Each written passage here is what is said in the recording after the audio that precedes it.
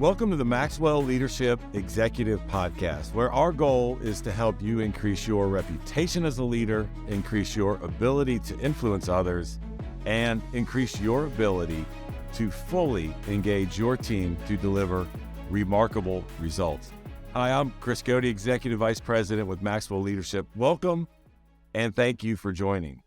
Now, if you're a regular listener, you already know something is different because Perry Holly, who rides shotgun with me, usually is the first voice that you hear on this podcast. But today, I have a surprise for you.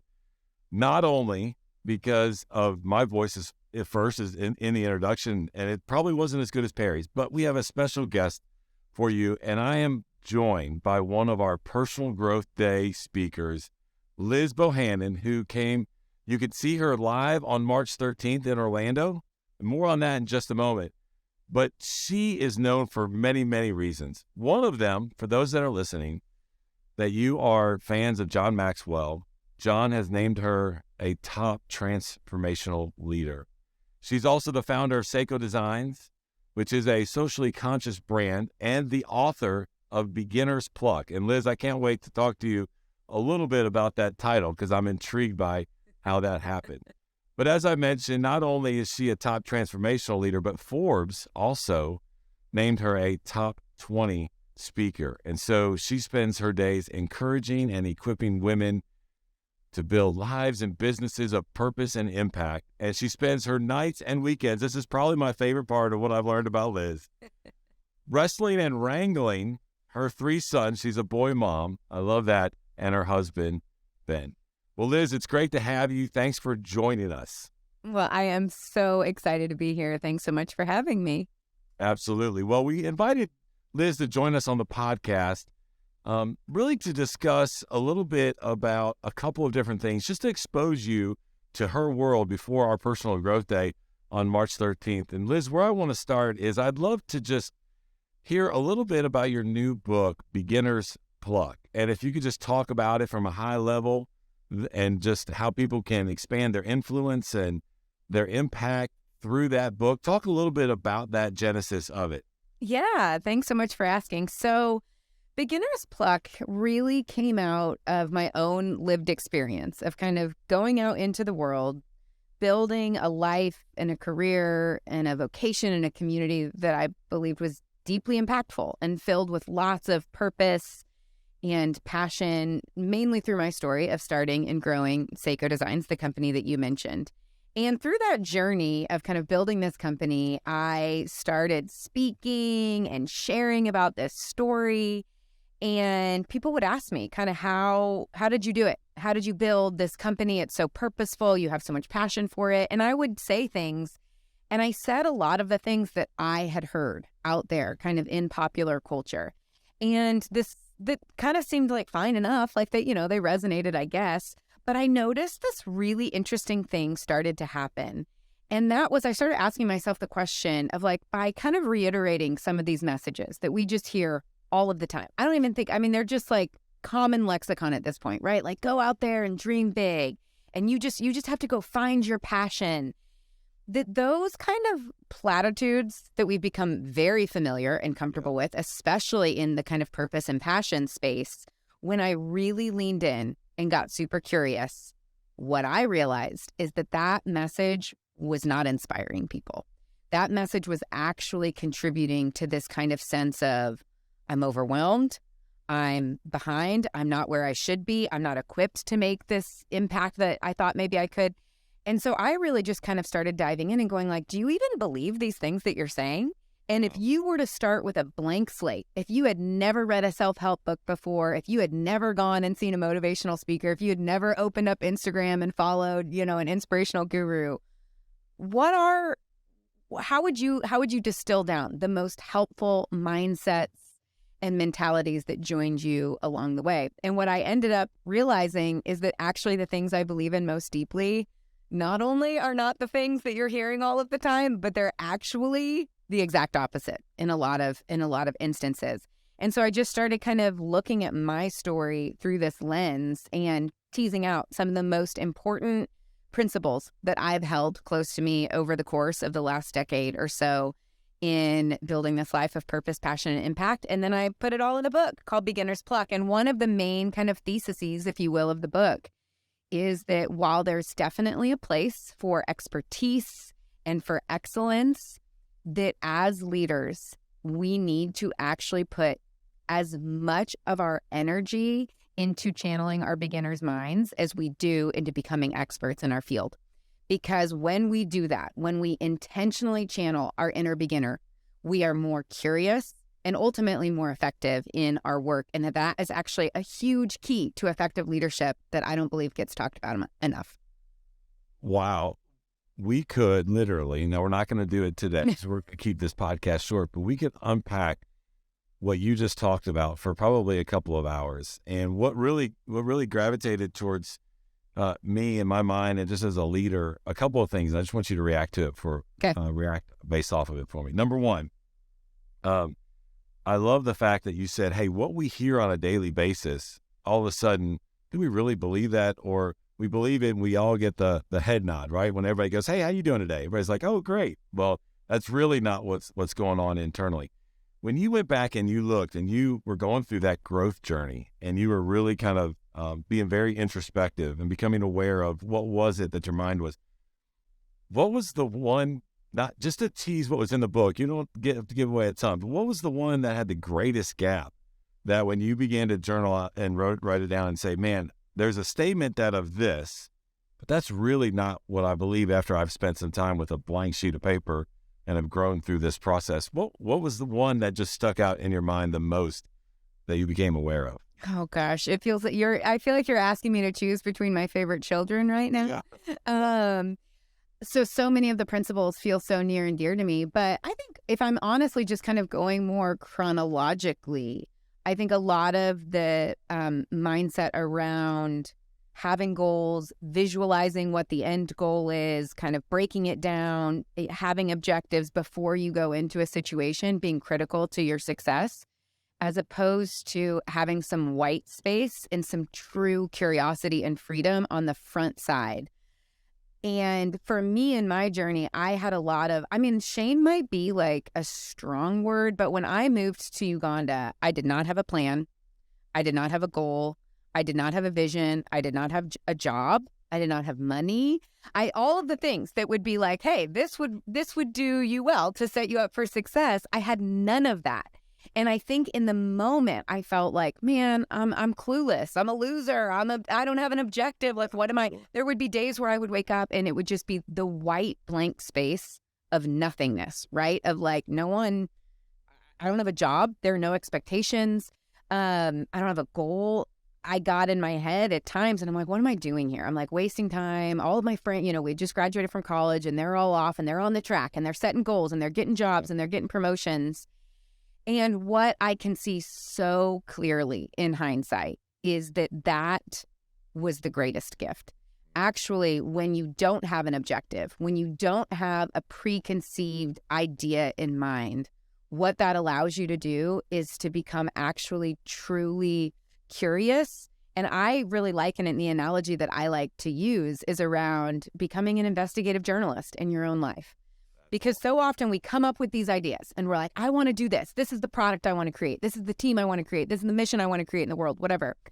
And when we get emotionally attached to our ideas, what ends up happening is we may ask questions, but we're really hoping we get a certain answer to that question, right? And we might only be asking the questions that we think are it's called confirmation bias, confirm what we're already hoping the world needs from us, or this product that people supposedly really need, or this problem in the world. When you truly come to a place where there is white space and blank space, and you can be truly unbiasedly curious, that can actually be a superpower. You are going to be able to see needs, to see opportunity, to see problems in a way that other people can't because they're so narrowly focused on only getting information that's going to align with what they already believe. That not only does that not make you, aimless or left behind or whatever narrative you might be telling yourself, that could actually be your superpower as a leader, a visionary, and a creator. That is so good. I think what you're saying too, in today's world, you removed yourself, right, from so many distractions and were able to discover that. And now I think leaders, their own personal journey, also leaders of teams and people, family, communities, volunteers, there are so many distractions that if we were to say, wipe away the slate and start at the beginning, there's a lot of undoing that has to happen. Yeah. And I think in today's society, we could do a better job of leading our families, of our organizations, of our teams, and could accomplish even more if we would apply and put into action what I believe is what you're going to communicate to the team on March 13th. And then obviously in the book that you've written, I love the principle. So you go through this growth phase, and that was a massive growth phase for you. Now you're successful and you're leading a team and doing speaking and writing books. What's your personal growth journey look like right now? How do you on a daily basis attack personal growth and develop yourself? Yeah, well, one of the things that I love about the message of Beginner's Pluck and this whole kind of school of thought is that it applies very directly to anybody who actually is a beginner. So you started a new career, you got a promotion, you took on a new job, you are in the state of conscious incompetence, which is stage 2 of the learning journey, which is the hardest stage for anybody to be in. What ends up happening, though, over time is if you stick with something and you're like growing, you actually move out of stage 2 into stage 3, which is conscious competence, and eventually into stage 4, which is unconscious competence, where it's like you're so good at the thing that you used to have to really try to do, you could kind of do in your sleep. And the message of Beginner's Pluck and the 14 principles that I outline on how we can really intentionally harness our inner beginner and grow our beginners' minds actually, I think, becomes even more important as you actually do become a leader and an expert, because the temptation is to really camp out in those spaces where we're comfortable, where people look at us, they know we're an expert, we can do this thing in our sleep. And so for me, it really is putting myself consciously in positions where I know I'm going to be a beginner. It's just like any other muscle, right? Like it is like any other muscle that if I am not showing up in spaces, and listen, this doesn't have to be like, I'm suggesting you restart your career every 3 years. For instance, I just took up rollerblading. Okay. Really? And I did. I had this moment where I was like, why did rollerblading stop being a thing? That sure does look fun. Yeah. And I got online. I just ordered myself a pair of rollerblades. By the way, I haven't rollerbladed since I was, 8, 9. Like, this is not something that it's like I even used to be good at that point. And I will say, so I got my rollerblades, strapped them on, got a little helmet, like went to, this park by my house, put my rollerblades on for the first time. And as you can imagine, it was a disaster. Like, rollerblading is very hard for somebody who hasn't done it as an adult. I'm slipping, I'm falling all over, I'm fumbling. And I want to give up, of course, because I'm like, listen, I'm a serious adult. I run a company. I have a family, all of these things. What am I doing? Like out here rollerblading, falling on my butt over and over. Looking around, you're like, who's watching? Who sees me? Of course, right? And let me tell you, you will get a lot of attention, not the good kind of attention, when you are an adult who doesn't know how to rollerblade, who's attempting to learn how to do so in public. And in addition to being a great cardio workout, the reason that I do things like this, that's not just like a fun little like, oh, I'm just going to go rollerblade. It's actually really intentional, because now I know 2 or 3 times a week, I have baked into my schedule a moment where I'm failing publicly, where I don't look cool, where I don't look like I have it all together. And even in something so simple as like rollerblading, there's a lot of things and way you start to kind of rewire your brain to go like, one, okay, so what if I look like an idiot? That's actually not the end of the world. 2, you know what? I don't think anybody's really thinking about the girl that they saw rollerblading, like falling on her butt for more than like 10 seconds. Like, that's not changing it. I think so often our insecurities of like, but what if I try and fail and I look like an idiot and what will people say? We kind of say, oh, that's an insecurity. What I would actually say is that is actually an overinflated sense of ego. Like, you believe that people are actually thinking about you more than they are. Like, you go out, you rollerblade, you look like an idiot, someone sees you, they may laugh. 10 seconds later, they're thinking about their own job, their own promotion, how they're going to get to their kid's soccer game on time that night, whatever it is. there's a real sense of freedom that you can start to cultivate, but you have to actively choose to put yourself in those spaces and really exercise that muscle. So whether that is taking on a new project at your workplace, something that's actually a little bit more serious, or just choosing to do things that force you into that place of like, I'm a beginner and it's going to hurt at first and it's not going to feel good. And there's actually a lot of joy in life and freedom to be found in that. That is a fantastic story. And we may or may not have to get a picture of you rollerblading. And I'll have Jen put it on the front end of this podcast, and we'll be like, hey, learn why Liz decided to start rollerblading. I absolutely love that. That is so fun. All right. So when you think about right now the world, and we've talked about distractions, we've talked about how do you get a clear state, we talked about how do you, not be the smartest person in the room, and how all of that can help leaders. What do you think is the greatest challenge? What are you hearing? What are you seeing? What are you reading? What are you experiencing as a leader yourself? What's the greatest challenges that leaders are facing right now? And then I know you're big about the other side of that, the opportunities that, if you're prepared, come from that. What do you think those are right now? What comes to mind? I think one of the things that comes to mind for me is just the immediacy that everything people are doing, they're then putting on the internet and waiting for affirmation from complete strangers that may or may not be the people that they're actually trying to serve or target. And I think that is a huge distraction for so many leaders. I think we have gotten it in our head. I mean, talk about kind of skipping over the beginner stage, that it's like, there's this sense that by the time the shortened amount of time between it's like, I launched this project, I have this idea, and it should be in a form where I could put it out on the internet and get tons of accolades and excitement. And we're placing our validation again, a lot of times on complete strangers who that's not even who we're trying to serve in the first place. There's actually studies that have shown that over the course of the last 15 years, one of the things that's happened in our mind. So it used to be, we did a thing, right? We climbed a mountain, we got to the mountaintop, and when we summited that mountain, our brain would release dopamine and go like, man, you did it. You made it to the top of the mountain. Then it started to shift. And it actually started to be, okay, you made it to the top of the mountain. I'm going to take a selfie. Boop, boop, picture and made it to the top of the mountain. That's when my dopamine starts to release. Then it shifted to, I'm going to take the picture. I'm going to post the picture. Then I'm getting the dopamine release. And now we are at a place where literally we have this delayed response. I summit a freaking mountain and my brain isn't giving me that neurological kind of stamp of satisfaction and approval and, all of these things until I take a picture, I post about it, I say something about it, I wait to get affirmation from other people about it.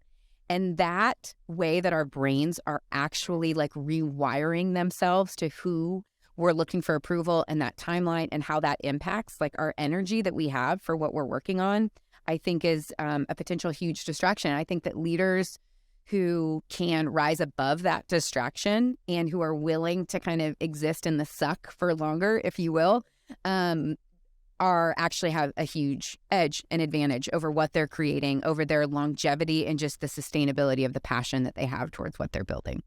That the example you gave is so relevant to our world today from a personal standpoint. And you just tied it together so nicely as leaders that if we're not careful, the same thing's going to be happening not only with us and our leadership, but also with those that we have the privilege of walking alongside with and leading, and just need to be aware of that. That is a great example. Well, I learned already from you in less than 25 minutes, 5 key things that are awesome, and made some notes, and I'm going to go dig a little bit further. Matter of fact, I may even bother you on Personal Growth Day and say, now tell me a little bit more about that. I want to learn more about that. And I love it. You'll find me. I'll be the girl on the rollerblades. So that's how you'll find me. Only if you're on your rollerblades coming up on stage will I talk to you. But again, I wrote down 3 to 5 things that are just pivotal to what you said that really kind of just struck me mentally, and I really appreciate that. Those that are listening that are coming to Personal Growth Day, and by the way, if you haven't registered for Personal Growth Day, I want to encourage you to do that. It's going to be an incredible day. You can do that by visiting maxwellleadership.com/personal growth day.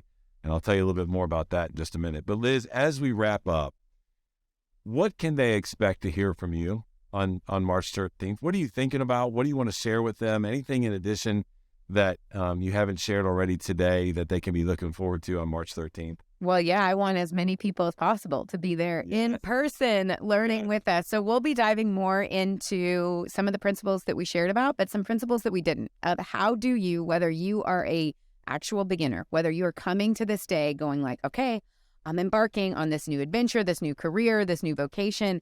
I am going to teach you how by being a beginner is actually your superpower. You don't have to fake it until you make it. You can show up and say, actually, part of my superpower is that I haven't done this before. I haven't learned this yet.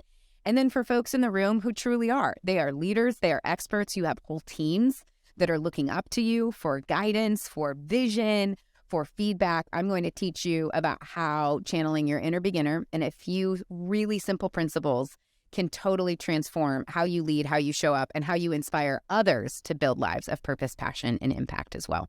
That is awesome. It is going to be awesome. It is going to be a great learning time.